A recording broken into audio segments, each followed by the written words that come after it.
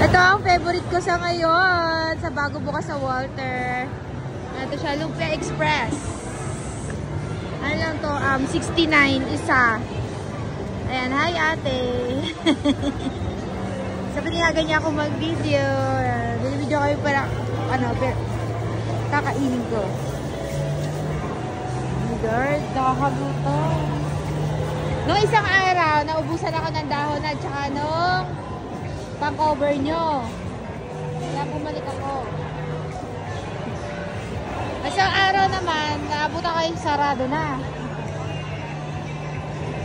Sarap niyan. Ako, sarap to. Mura na.